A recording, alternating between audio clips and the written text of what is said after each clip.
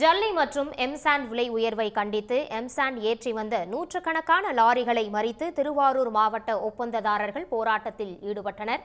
இது தொடர்பான முழு விவரங்களை எமது செய்தியாளர் சசிகுமார் வழங்க கேட்கலாம். சசிகுமார், இது தொடர்பான முழு விவரங்கள்.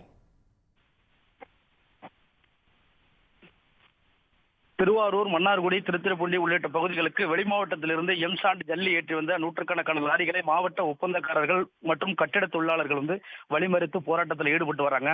குறிப்பாக திருவாரூர் மாவட்ட ஒப்பந்தக்காரர்கள் மற்றும் கட்டிட தொழிலாளர்கள் கூட்டமைப்பு சார்பில் ஜல்லி மற்றும் எம்சாண்ட் விலை உயர்வை கண்டித்து தொடர் வேலைநிறுத்த போராட்டத்தில் ஈடுபட போவதாக அறிவித்திருந்தனர். அந்த வகையில் நேற்று மாவட்ட ஆட்சியர் அலுவலகத்தில் கண்டன ஆர்ப்பாட்டத்தில் ஈடுபட்டனர்.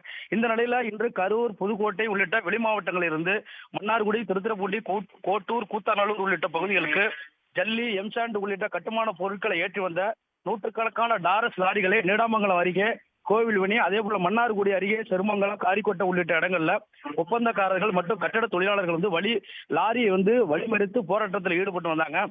குறிப்பா தமிழக முதல்வர் உடனடியாக இந்த கட்டுமான பொருட்களின் விலையை குறைக்க நடவடிக்கை எடுக்க வேண்டும் என கட்டுமான தொழிலாளர்கள் ஒரு கோரிக்கை முன்வைக்கிறாங்க. அதே போல இந்த கட்டுமான பொருட்களை ஏற்றி வர லாரி அளவுக்கு அதிகமாக ஏற்றி வருவதாக ஒரு குற்றச்சாட்டு எழுந்து வருது.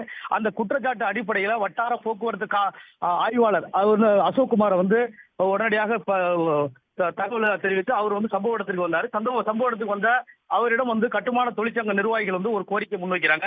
அங்கிருந்து கட்டுமான பொருட்களை ஏற்றி வர லாரி அளவுக்கு மீறி ஏற்றி வருவதாக ஒரு குற்றச்சாட்டை அவர்கிட்ட அசோக்குமார்கிட்ட தெரிவித்தார். அதன் அடிப்படையில் அவர் உடனடியாக அந்த ஜல்லி ஏற்றி வந்த லாரிகளை உடனடியாக இடமேடைக்கு அனுப்பி வைத்திருக்கிறாங்க. அதன் அடிப்படையில் அதனுடைய அதிகமான மண் ஏற்றி வந்தால் அவர் மீது வழக்கு பதியப்படும் என ஒரு கோரிக்கையை முன்வைத்திருக்காங்க. அதே போல ஒவ்வொரு லாரியாக இந்த போராட்டத்திற்கு பின் எடுத்து செல்லப்பட்டு வருகின்றனர். உடனுக்குடன் செய்திகளை தெரிந்து கொள்ள சன் நியூஸ் பெல் ஐகானை கிளிக் பண்ணுங்க.